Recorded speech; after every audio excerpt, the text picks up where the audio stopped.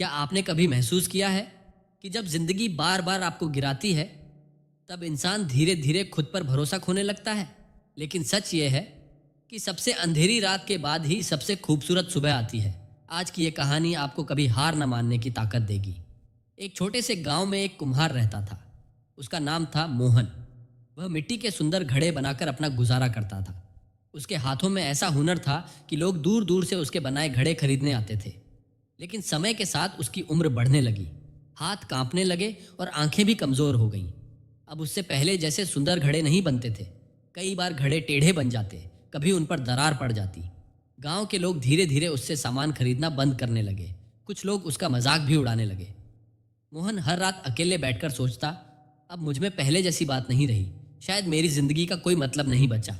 एक दिन उसने दुखी होकर फैसला किया कि अब वह मिट्टी के घड़े बनाना हमेशा के लिए छोड़ देगा।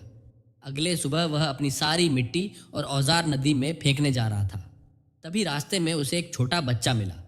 बच्चे ने उसके हाथ में मिट्टी देखकर पूछा, दादाजी, क्या आप वही कुम्हार हैं जो इतने सुंदर घड़े बनाते थे? मोहन ने उदास होकर कहा, पहले बनाता था बेटा, अब नहीं।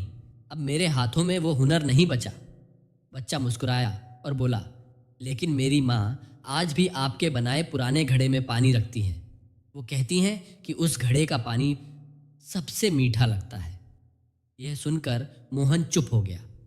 बच्चे ने फिर कहा, दादाजी, अगर एक घड़े में छोटी सी दरार आ भी जाए तो क्या उसकी कीमत खत्म हो जाती है? उस बच्चे की बात मोहन के दिल को छू गई। उसने उसी वक्त नदी में औजार फेंकने का इरादा छोड़ दिया और वापस अपने घर लौट आया। उस दिन उसने फिर से मिट्टी उठाई।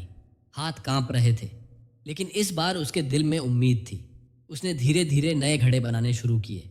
कुछ घड़े अब भी परफेक्ट नहीं बनते थे, लेकिन उनमें मेहनत, अनुभव और प्यार था। धीरे धीरे लोगों को उसके घड़ों की खासियत समझ आने लगी।